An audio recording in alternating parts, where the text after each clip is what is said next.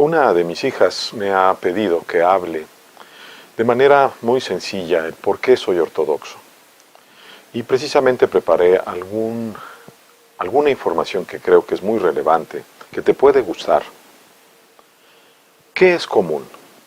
Común es el origen de los apóstoles por Cristo, la Santísima Madre de Dios, la Santísima Trinidad, la Eucaristía, los obispos, los sacerdotes, los sacramentos. Eso es común a nuestra Iglesia, tanto la católica ortodoxa como la católica romana. Soy ortodoxo porque no soy romano. Querer cambiar o corregir a Dios es inaceptable para la Iglesia ortodoxa. Tercero, Jesús fundó su Iglesia en 12 apóstoles. Subió al monte y llamó a los que Él quiso, y vinieron donde Él. Instituyó 12 para que estuvieran con Él y para enviarlos a predicar. Dice el Evangelio de Marcos, capítulo 3, versículo 13. Ellos fundaron 5 sedes apostólicas: Jerusalén, Antioquía, Roma, Alejandría y Constantinopla. Jesús nunca nombró ningún apóstol como jefe de otros. Jesús nunca nombró ningún apóstol como jefe de otros. Jesús nunca nombró ningún apóstol como jefe de otros. Jesús nunca nombró ningún apóstol como jefe de otros. Dice el Evangelio, entre ellos hubo también un altercado sobre quién de ellos parecía ser el mayor. Él les dijo, los reyes de las naciones las dominan como señores absolutos, y los que ejercen el poder sobre ellas se hacen llamar bienhechores. Pero no así entre ustedes, que el mayor entre ustedes sea como el más joven, y el que gobierna como el que sirve. Dice el Evangelio de San Lucas, capítulo 22, versículo 24. Los apóstoles se reconocían iguales. Incluso San Pablo no reconoce autoridad impuesta de Pedro.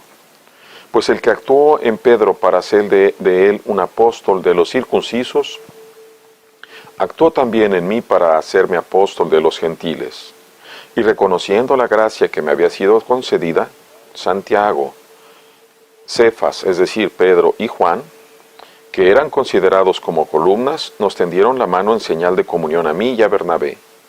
Nosotros nos iríamos a los gentiles y ellos a los circuncisos, solo que nosotros debíamos tener presentes a los pobres, cosa que he procurado cumplir con todo esmero. Mas cuando vino Cefas a Antioquía me enfrenté con él cara a cara, porque era digno de reprensión. Dice la carta a los Gálatas, capítulo 2, versículo 8. Además llamó a 10 hombres casados y solo a 2 solteros de esos 12. Es pues necesario que el obispo sea irreprensible, casado una sola vez, sobrio, sensato, educado, hospitalario, apto para enseñar, ni bebedor ni violento, sino moderado, enemigo de pendencias, desprendido del dinero, que gobierne bien su propia casa y mantenga sumisos a sus hijos con toda dignidad. Pues si alguno no es capaz de gobernar su propia casa, ¿cómo podrá cuidar de la iglesia de Dios? Dice la primera carta a Timoteo, capítulo 3, versículo 2. Y es claro que se refiere a una esposa diferente a la iglesia, como presumen.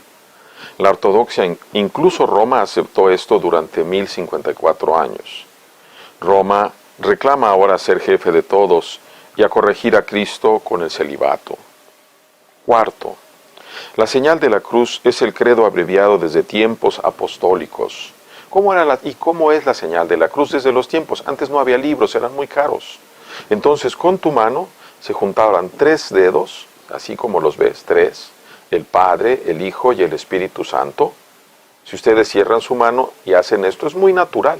Están los 3 y verdadero Dios, verdadero hombre, en el seno, este es el seno, la parte de la mano, en el seno, este es el seno, creo en el Dios Padre, Hijo y Espíritu Santo, verdadero Dios, verdadero hombre, en el seno de la Virgen, y decimos en el Padre, en el Hijo que bajó hasta los infiernos, y que subió y está sentado a la diestra del Padre, y en el Espíritu Santo.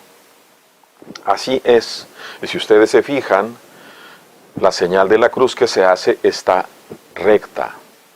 Después viene Roma y la cambia, quita esta señal, tuerce los dedos, hace otra cosa, que inclusive sus propios sacerdotes ni se preocupan, luego hacen con la mano y hacen esto. ¿Y qué está pasando? Que la cruz está de cabeza a propósito. ¿Por qué a propósito? Porque dicen ellos que es precisamente la cruz de Pedro. Los demonios se ríen de esa cruz de cabeza porque esa es la manera en que los demonios y los adoradores de demonios utilizan la cruz de cabeza. Pedro nunca salvó a nadie con su cruz, Cristo sí. Yo prefiero seguir siendo fiel a la cruz de Cristo y no a la de Pedro. Para nosotros el don del Espíritu es un huésped y dador de bienes. Todo aquel que pretende cambiar o acomodar la palabra a su propia conveniencia, todo aquel que prefiere hacer el mal se separa de la vid, sea quien sea, y deja de dar frutos, especialmente cualquier sacramento que es obra directa de Dios Trino. En última instancia, si no se arrepiente será arrojado al infierno. Vendrá el Señor de aquel siervo el día que no espera, y en el momento en que no sabe, lo partirá por la mitad y le señalará su suerte entre los hipócritas. Ahí será el llanto y el rechinar de dientes, dice el Señor, Mateo 24:50. Aunque pretenda ser un sacerdote, y para los sacerdotes la exigencia es mucho mayor que para los laicos.